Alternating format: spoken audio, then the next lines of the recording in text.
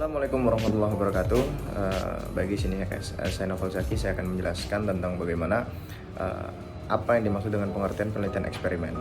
Nah, di sini ada beberapa pendapat menurut Sugiono tahun 2012 mengungkapkan bahwa penelitian eksperimen adalah metode penelitian yang digunakan untuk mencari pengaruh dari perlakuan tertentu terhadap yang lainnya dalam kondisi yang terkendalikan.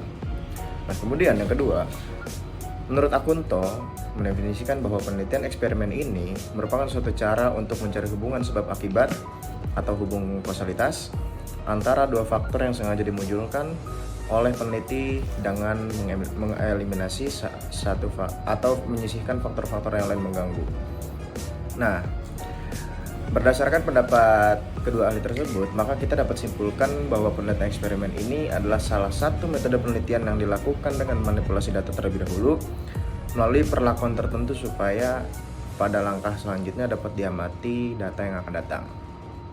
Nah, contohnya penerapan dari penelitian eksperimen ini pada bidang pendidikan adalah untuk meneliti pemahaman murid dalam suatu mata pelajaran dengan menggunakan media pembelajaran tertentu. Teman-teman, dalam penelitian, variabel adalah hal yang diteliti, bisa berupa kondisi, faktor, ataupun tindakan yang diduga bisa mempengaruhi hasil penelitian. Ada dua jenis variabel dalam variabel eksperimen loh. Yang pertama yaitu variabel eksperimental. Apa itu variabel eksperimental? Yaitu variabel yang berkaitan secara langsung dan diberlakukan untuk mengetahui suatu keadaan tertentu, yang mana diharapkan mendapatkan dampak ataupun akibat dari adanya eksperimen. Lalu yang kedua yaitu variabel non-eksperimental. Apa itu variabel non-eksperimental? Yaitu variabel yang tidak sengaja dilakukan tetapi tetap dapat memberikan pengaruh terhadap hasil. Nah, untuk mengetahui pengaruh atas variabel tersebut, maka kedua kelompok ini harus dikenakan kontrol yang berbeda. Nah, kemudian yang kedua, saya akan menyampaikan tentang karakteristik penelitian eksperimen. Sama halnya dengan metode penelitian yang lainnya, penelitian eksperimen juga mempunyai karakteristik khusus gitu. Salah satunya adalah manipulasi. Nah, hal tersebut karena pada dasarnya metode penelitian ini mengharuskan melakukan manipulasi data terlebih dahulu, tetapi secara terencana. Nah, berikut contoh-contoh yang emang termasuk dalam karakteristik penelitian eksperimen. Yang pertama adalah memanipulasi variabel. Yang kedua adalah mengontrol variabel, yang ketiga adalah melakukan observasi. Nah, yang memanipulasi variabel ini, tindakan manipulasi yang dimaksud adalah tindakan atau perlakuan yang dilakukan oleh pihak peneliti atas dasar pertimbangan ilmiah dengan dapat dipertanggungjawabkan secara terbuka untuk memperoleh perbedaan efek dalam variabel yang bersangkutan. Misal, dalam suatu proses penelitian eksperimen di laboratorium terdapat dua kelompok, yakni kelompok treatment dan kelompok kontrol, yang diberikan tingkatan suhu pada ruangannya berupa dingin, sedang, dan panas. Nah, ketika proses manipulasi ini, nanti akan terdapat perbedaan kondisi ruangan yang telah direncanakan sebelumnya, supaya peneliti dapat memperoleh hasil yang mungkin berbeda terhadap dua kelompok tersebut. Dari adanya perbedaan yang muncul, dapat diperhitungkan sebagai akibat atas adanya manipulasi variabel terhadap dua kelompok. Nah, yang kedua, mengontrol adalah tindakan untuk memindahkan pengaruh variabel lain pada variabel terikat yang mungkin saja mempengaruhi penampilan variabel tersebut. Nah, hal tersebut tanpa adanya tindakan kontrol secara sistematis, maka pihak peneliti tidak akan melakukan atau tidak dapat melakukan evaluasi dengan melakukan pengukuran secara cermat terutama pada variabel terkait. Nah, tujuan daripada mengontrol ini adalah mengatur situasi yang terjadi di dalam penelitian eksperimen supaya efek dari variabel tersebut dapat diteliti. Nah, yang ketiga, ketika melakukan proses penelitian eksperimen ini tentunya ada bagian observasi. Nah, pihak peneliti ini akan melakukan observasi terhadap dua kelompok. Tujuannya adalah supaya dapat melihat dan mencatat fenomena apa yang muncul serta memungkinkan terjadinya perbedaan di antara dua kelompok tersebut atas adanya kontrol dan manipulasi variabel yang telah dilakukan sebelumnya. Nah, pihak peneliti dianjurkan untuk lebih melakukan pengamatan terhadap variabel terkait, karena variabel tersebut nantinya yang akan menerima akibat atas terjadinya perubahan secara sistematis dalam variabel bebas. dilakukannya penelitian eksperimen adalah untuk meneliti pengaruh dari suatu perlakuan tertentu terhadap gejala dan dibandingkan dengan kelompok lain yang mendapatkan perlakuan berbeda. Akan tetapi, secara jelasnya tujuannya yaitu yang pertama, untuk membangun hubungan yang memiliki fenomena sebab akibat. Yang kedua, untuk mempelajari pengaruh dari perubahan faktor atas situasi yang dikontrol. Yang ketiga, untuk mencari pengaruh atas perlakuan tertentu terhadap yang lainnya dalam kondisi yang dikontrol. Dan yang keempat, untuk mengetahui akibat yang ditimbulkan dari pemberian suatu perilaku dengan sengaja oleh peneliti. Dan yang terakhir yaitu untuk menguji hipotesis yang diajukan dalam penelitian. Nah, yang kemudian syarat-syarat pelaksanaan penelitian eksperimen itu ada banyak ya. Ada 4 lah. Yang pertama itu peneliti harus menentukan secara sengaja mengenai waktu dan lokasi yang dimana dirinya akan melakukan penelitian tersebut. Itu yang pertama. Yang kedua, penelitian terhadap hal yang sama harus dapat diulang dengan kondisi yang sama. Yang kemudian ketiga, peneliti harus dapat memanipulasi variabel atau mengubah dan mengontrol yang diteliti sesuai dengan yang dikehendaknya. Kemudian yang terakhir, diperlukan kelompok pembanding sebagai komparasi, karena selain kelompok yang akan diberi perlakuan tertentu, ini akan menjadi sebuah perbandingan begitu. Perlu diperhatikan, ada beberapa kesalahan umum yang kerap terjadi dalam penelitian eksperimen. Pertama, yaitu tidak dapat mengontrol variabel-variabel lain di luar variabel penelitian. Kedua, yaitu kasus yang diteliti terlalu sedikit. Ketiga, tidak mampu membagi kelompok menjadi subkelompok. Yang keempat, yaitu variabel yang digunakan sebagai dasar pengelompokan malah terlalu banyak. Dan yang kelima, yaitu variabel yang dijadikan sebagai dasar pengelompokan tidak mempunyai korelasi ataupun hubungan secara kuat dengan variabel yang terikat. Dan yang terakhir, yaitu memberikan beberapa kali perlakuan. Nah, kemudian adalah subjek penelitian eksperimen. Dalam penelitian eksperimen ini, subjek penelitiannya adalah aspek yang merujuk pada responden atau informan yang hendak dimintai informasi sebagai datanya.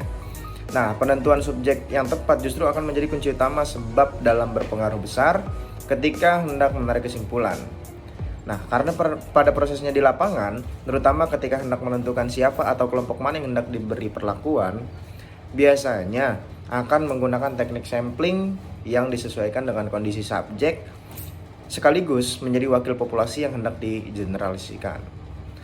Nah, buat melakukan penelitian ini dibutuhkan keadaan populasi yang relatif homogen alias homogenitas populasi. Karena jika upaya homogenitas ini dapat dicapai secara maksimal, maka nantinya proses pelaksanaan penelitian akan berjalan lancar terutama pada peningkatan validitas penelitian. Nah,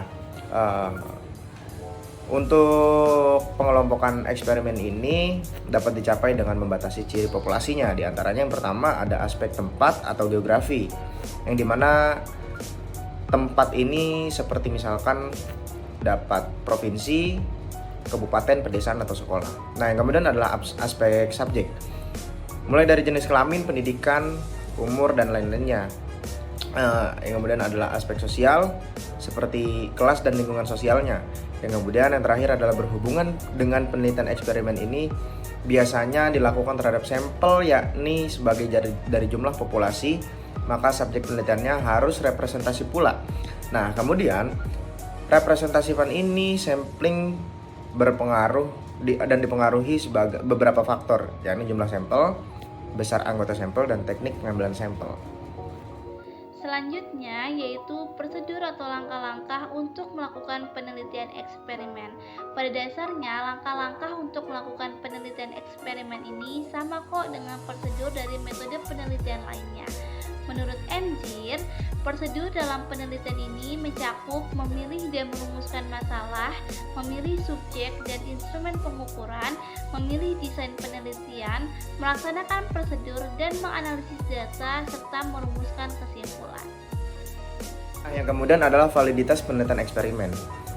Nah, perlu sama-sama kita ketahui juga bahwa pelaksanaan dari penelitian eksperimen ini dapat dikatakan valid apabila hasilnya disebabkan oleh variabel bebas yang dimanipulasi dan jika hasil penelitian tersebut dapat digeneralisasikan pada situasi di luar setting eksperimental. Karena pada dasarnya validitas adalah derajat ketepatan alat ukur penelitian terhadap isi sebenarnya yang diukur. Dalam hal ini, terdapat dua kondisi yang harus diterima dan diacu sebagai validitas internal dan eksternal.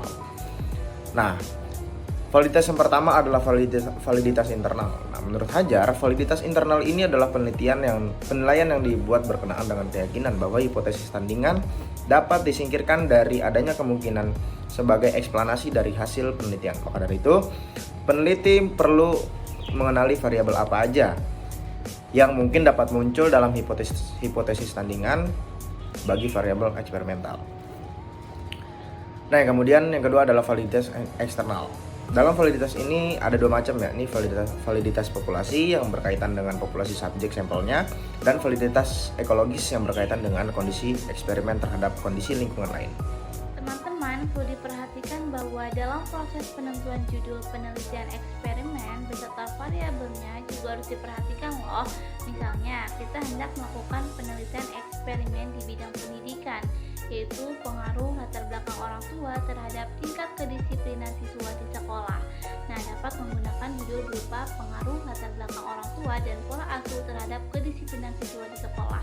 Penelitian tersebut nantinya akan menyelidiki faktor-faktor latar belakang dan pola asuh dari orang tua yang ternyata berpengaruh pada kedisiplinan siswa. Sehingga ada 3 faktor, yaitu latar belakang, pola asuh, dan kedisiplinan siswa yang berhubungan satu sama lain. Dalam penelitian ini nantinya penerapan variabelnya adalah sebagai berikut: latar belakang orang tua dan pola asuh sama dengan variabel bebas, dan kedisiplinan siswa sama dengan variabel terikat. Pada pelaksanaannya dapat menggunakan teknik analisis berupa analisis regresi dan menghitung berapa sumbangan efektif dari ketiga variabel tersebut beserta sumbangan relatif dari masing-masing variabelnya.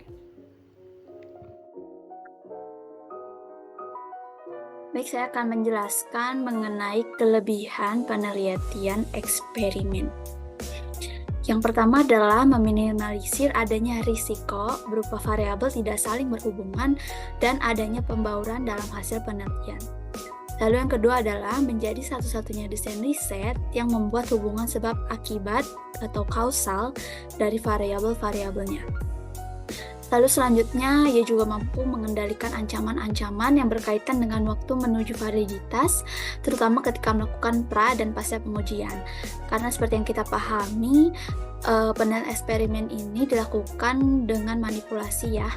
Lalu yang terakhir, kelebihannya adalah memungkinkan upaya manipulasi yang fleksibel, efisien, dan secara statistik.